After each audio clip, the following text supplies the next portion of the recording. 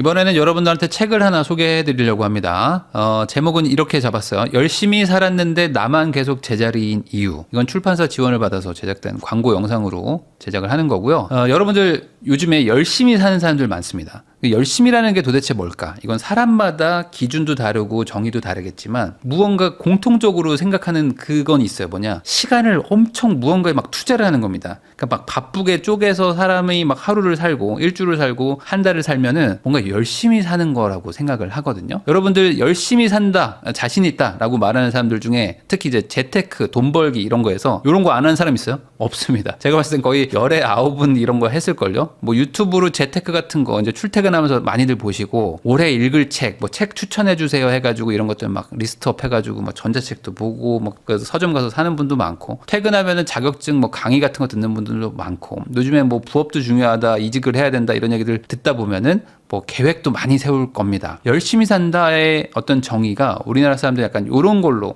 간단 말이죠. 자, 그런데 열심히 살면 여러분들 한 3천억 벌 수 있을까요? 3천억? 하나로 약 3,500억입니다. 이제 환율이 올라가지고 2억 3,500만 달러의 회사를 판 사람이 있어요. 그러면은 이렇게 큰 돈을 받고 회사를 팔 수 있을 만큼 그런 걸 만든다는 게 얼마나 어려울까요? 근데 이게 시작부터 어려웠냐? 라고 얘기하면 좀 아닐 수도 있습니다. 오늘 그런 얘기요. 성공하려면 도대체 어떻게 살아야 되는가? 그 미국의 어떤 여자분입니다. 그 여자분이 회사를 잘 이렇게 다니다가 갑자기 이제 해고를 당했어요. 그리고 이제 23살이 됐습니다. 그러니까 이제 대학생이었는데 바로 이제 회사에 이제 창업 겸 뭐 이렇게 초기 멤버로 들어가서 회사를 잘 이제 키우다가 회사가 이제 한순간에 이제 무너지면서 해고가 된 거죠. 그래서 부엌에 앉아가지고 어떡하지? 라고 생각하다가 어떤 아이디어를 떠올려가지고 그걸 만들었는데 그 회사를 3,500억에 팔았대요. 그분의 이름이 이제 킴 퍼럴인데 이분이 쓴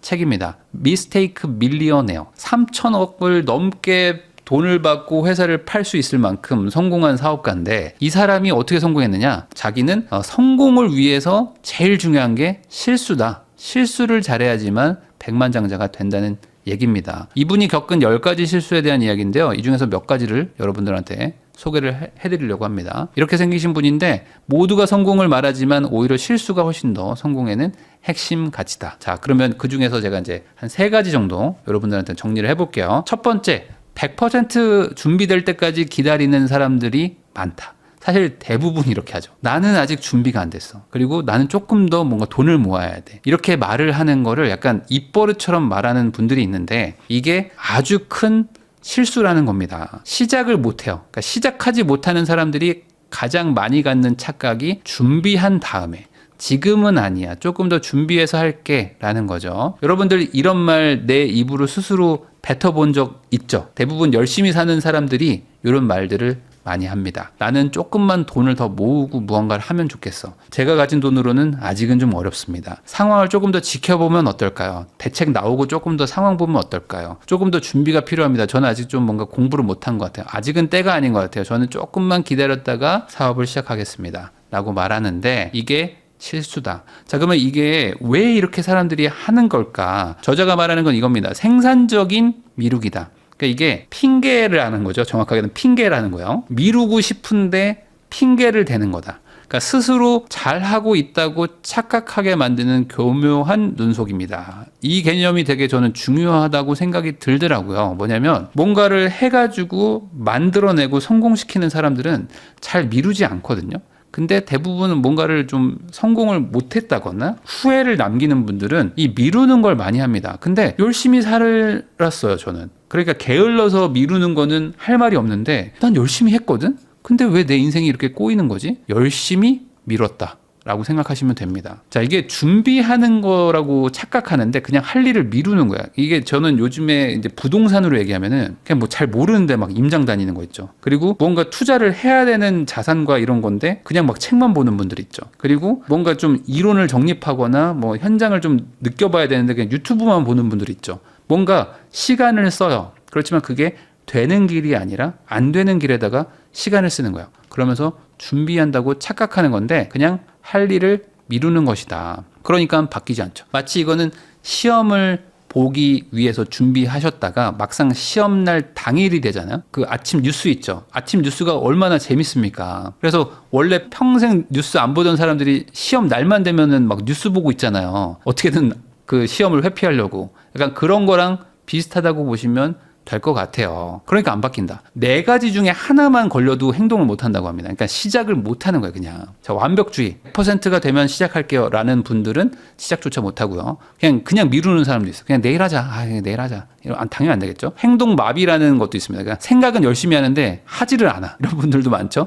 그래. 내일부터는 이렇게 하고, 내일부터는 체크리스트 딱 만들어가지고, 자, 투두 리스트에 체크리스트까지 간다. 하고 안 해. 자, 그리고 비관주의. 해봐야 안 된다.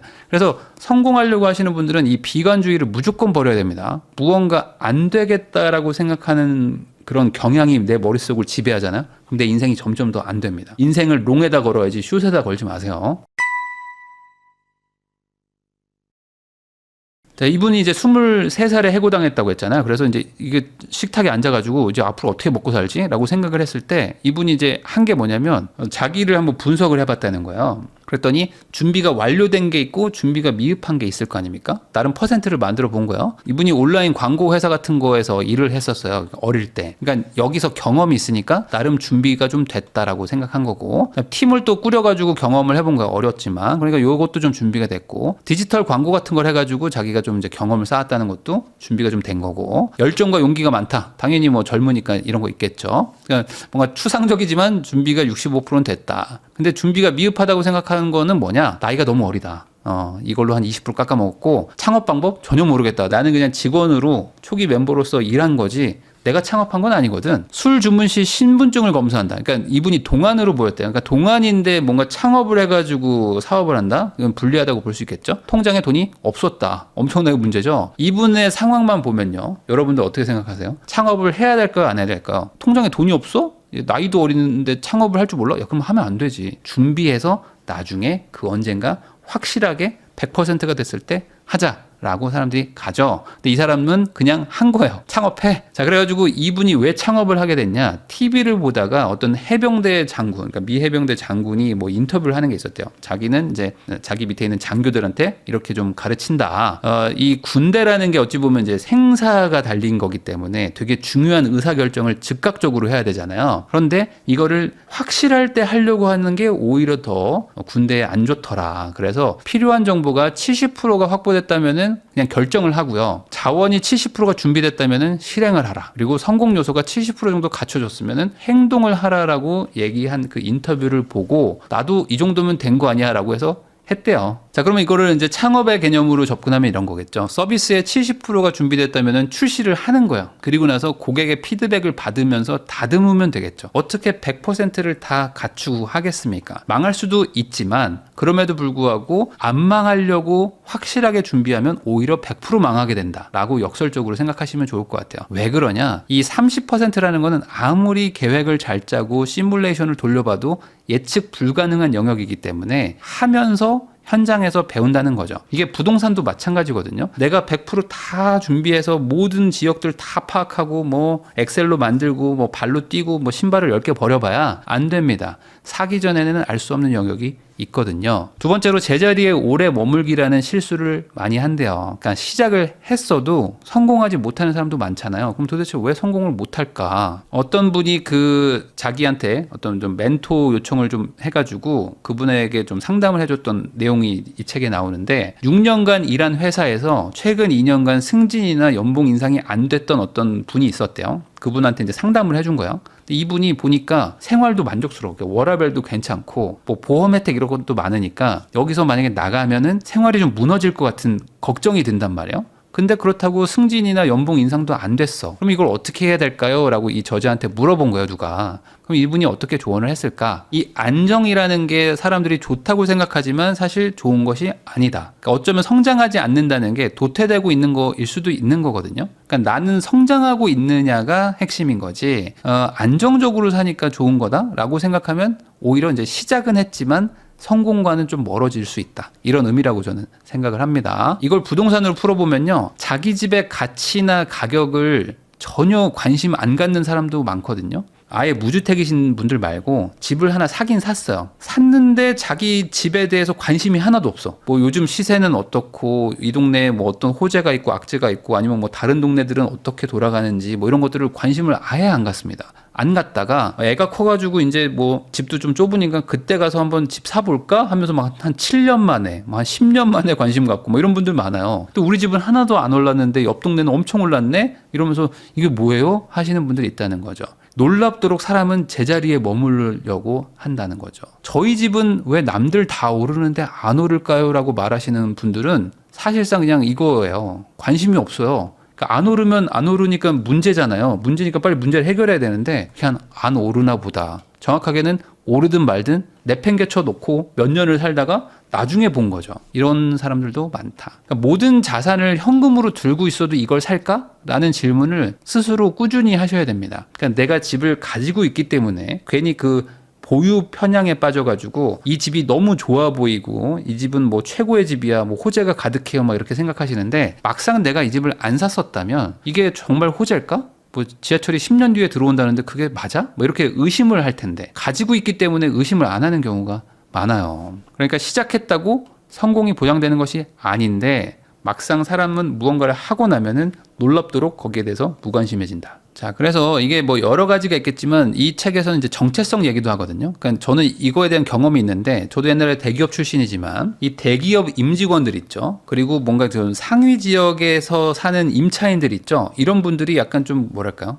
생각보다 너무 안정적이고 안주하는 경향을 보입니다. 그러니까 내가 회사의 직원일 뿐이지 그 회사의 주주거나 주인은 아니잖아요. 근데 마치 이제 회사와 나를 동일시하는 경향들이 있습니다. 그리고 이제 상위 지역에 거주하시는 임차인, 전세나 월세 사시는 분들이 그 동네랑 나를 동일시하는 경향들이 있어요. 그러다 보니까 이 정체성에 집착하면서 뭔가 그 이직이라든지 도전이라든지 매수라든지 하는 것들이 두려워지는 거죠. 안정된 삶을 흔드는 것 자체가 뭔가 리스크라고 느껴지는 경우가 있거든요. 근데 이걸 한번 잘 생각을 해보셔야 됩니다. 이게 마냥 나한테 나쁜 것일까? 지금의 이 안정감이 영원히 유지될까? 이게 유지가 오랫동안 되지 않는다면 오히려 빨리 나가는 게 더 낫지 않을까? 라는 생각을 해볼 필요도 있는데 이게 한번 안주하기 시작하면은 제자리에 멈추는 게 편해지긴 하죠. 자, 그러면 어떻게 변화를 이끌어낼 수 있을까? 이 네 가지가 있다고 합니다. 우선 시장 조사를 해야 되겠죠. 뭐 채용이 잘 되는지, 뭐 아니면 뭐 부동산으로 치면 뭐 임대가 잘 될까, 뭐 사업이 잘 돌아갈까, 정보가 많이 필요하고요. 자원을 최대한 확보해야 됩니다. 정보, 자금, 인맥, 기술 이런 것들을 이제 꾸준히 모아가지고 창업 준비를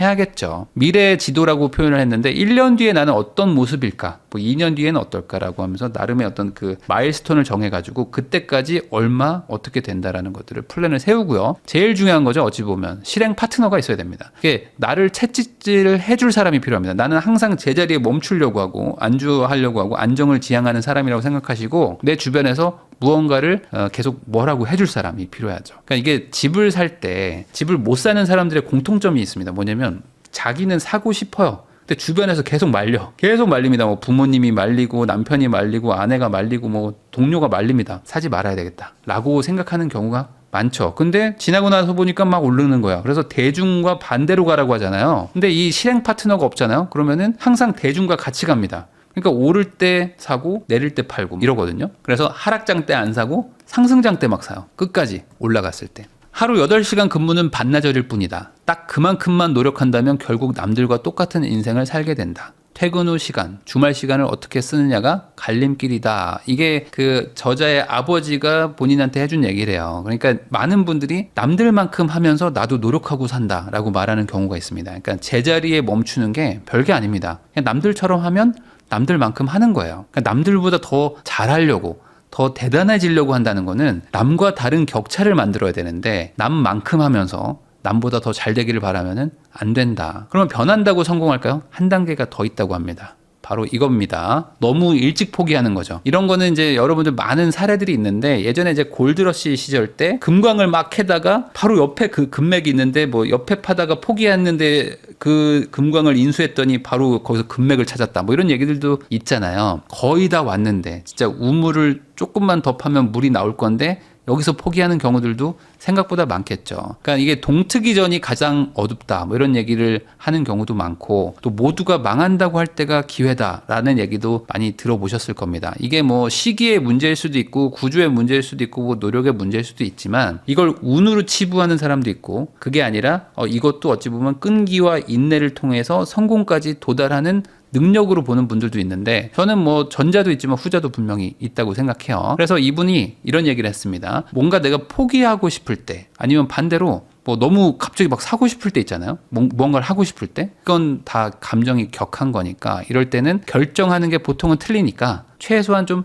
시간을 두는 게 필요하다. 그러니까 패닉 바잉도 그렇고요, 패닉 셀도 그렇고 포모도 그렇고 다 마찬가지죠. 그냥 감정적으로 움직이는 게 문제라는 거잖아요. 이분이 선크림 브랜드를 하나 만들었대요. 그래가지고 이거를 런칭을 하고 있었는데, 뭐 캐나다에서 뭐 관세 문제가 생기면서 뭐 무기한 연기가 되고, 그러니까 뭐 돈은 투자했는데 사업이 뭐 완전 무너질 그런 상황에 빠진 적이 있다고 합니다. 근데 이거를 포기하려고 하다가 조금만 더 해보자 해가지고 결국에 이제 이걸 뚫고 오르면서 매출이 막 급등했던 경험을 했다고 하는데, 이건 뭐 부동산으로 얘기하면 저점 매도하는 경우들도 많죠. 사실 이제 상황이 안 좋아질 때, 이때 버티면 다시 좋아지는 경험들을 하는데, 못 버티고 정말 저점에 파는 경우들 많거든요. 그러니까 가장 힘들 때가 가장 포기하고 싶을 때 맞잖아요. 근데 시장은 항상 사이클이 있는 거고, 사이클이 있다라는 거는 반대로 내가 제일 힘들 때를 버티면 좋아질 수도 있는 거죠. 그래서 2023년 뭐 이럴 때 24년에 파셨던 분들이 지금 엄청 후회들을 하고 있는 거죠.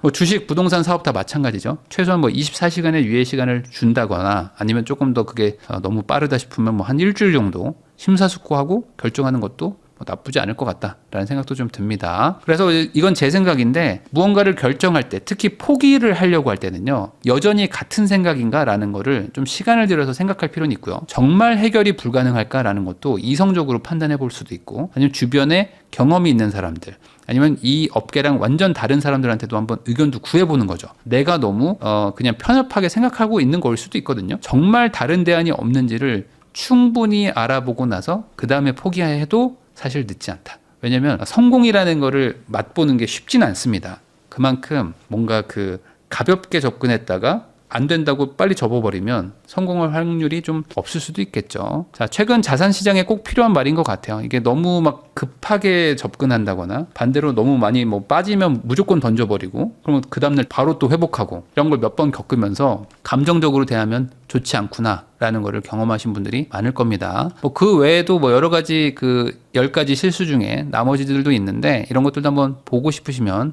책을 보시면 좋을 것 같아요. 그러니까 다루지 않은 내용들도 있는데, 뭐 이런 것도 중요한 것 같아요. 스스로 자격이 부족하다고 생각하는 것도 되게 중요한 실수다. 그러니까 처음부터 잘할 수 없는데, 누군가 기회를 줬을 때 그 기회에서 회피하는 경향이 있습니다. 무언가 어떤 기회인데 이거 내가 봐도 기회인데 이거 내가 망치면 어떡하지 라는 생각에 안 한다고 했다가 다시는 기회를 못 잡는 경우도 있거든요. 실수가 문제가 아니죠. 정확하게는 실수를 피하려는 마음이 문제이기 때문에, 열심히 살아도 제자리인 경우를 보면은 보통은 요겁니다. 실수를 피하려다가 변화가 안 생겨요. 성공한 사람들은 실수를 대부분 도구로 사용했지 실수를 회피하려고 하진 않습니다. 그러니까 실수를 크게 하는 것도 문제지만 어느 정도 실수를 각오하고 시도하는 것도 필요한 것 같아요. 그러니까 실수를 반복하지 않으려고 하는 게 중요한 거지, 실수 자체를 피하려고 하면 배우지도 못한다. 실수를 하고 그 다음에 기록을 하고, 그리고 그 다음 결정에 반영을 하는 게 성공하는 데 가장 확실한 길이 아닐까라는 생각을 해보고요. 이 미스테이크 밀리어네어라는 책을 이 3가지 문장으로 한번 정리를 하면 뭘까, 이렇게 보면 될 것 같습니다. 완벽을 기다리지 마라. 완벽한 타이밍은 오지 않는다. 허락을 기다리지 마라. 대중의 허락을 받으면 이미 늦은 걸 수도 있습니다. 확신을 기다리지 마라. 확신을 하면 이미 늦은 경우일 수도 있죠. 그래서 이 3개만 기억해도 인생이 바뀔 것이라고 하니까요. 여러분들도 한번 이번 기회에 책도 보시고 이런 내용들을 한번 마음속에 잘 담으셔가지고 인생을 조금이라도 한번 바꾸시는 계기가 되면 좋겠습니다.